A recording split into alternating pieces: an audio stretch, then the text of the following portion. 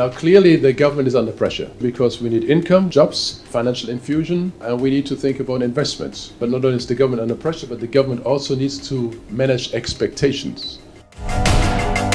My focus is on our state policy with regard to improving the private sector participation, which has to do with regulatory reform, talks a lot about the state-owned enterprises, and indirectly it talks about the ministry.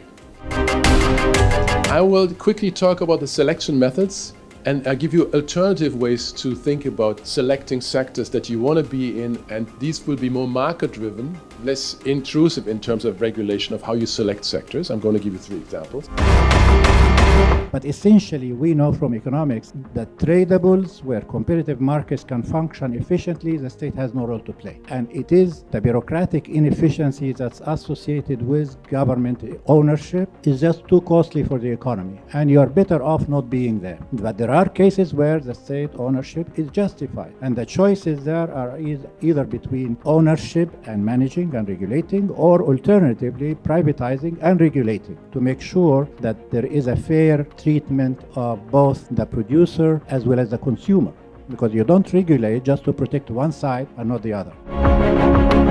I'm going to leave the economy and I'm looking at the outside world, because your trade relationship also creates some regulatory check on what you do internally. And if you take the right type of pattern of trade, ideally, you're also going to maintain some regulatory control, some market control on the economy, which is going to in total reduce the regulatory burden that you have.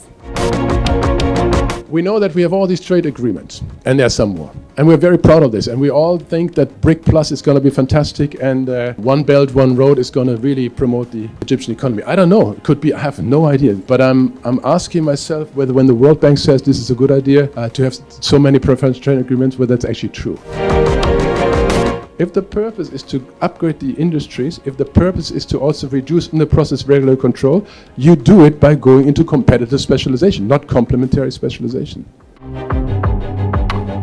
Also, the talk about the competitive specialization and complementary specialization as far as the trade agreements are concerned, I think it's very important, and I think it's time for Egypt, and I think we are going to adopt this as a project to assess the actual trade agreements, because we have been in a lot and it's not clear and it's not sure that we have done enough assessment to know the trade creation and the trade diversion that resulted from it, and so we don't really know where we are.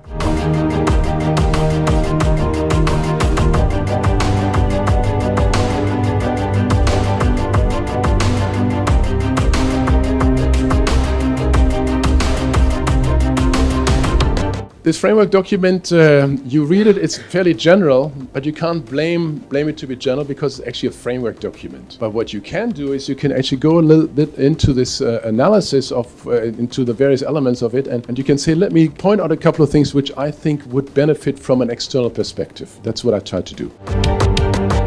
Now, the point is there are a number of other countries that are in the same situation. Europe is in the same situation when they're looking at, say, changing competition laws, because companies are very different, regions are very different, industries are different. So how can you have one standard across? How can we have one standard to look at state-owned enterprise across the Egyptian space? Okay, so I'd like to share with you real quick what the European Union has done, and maybe you can use this as a way to reduce the regulatory burden that otherwise will be massive if you continue talking about competitive neutrality.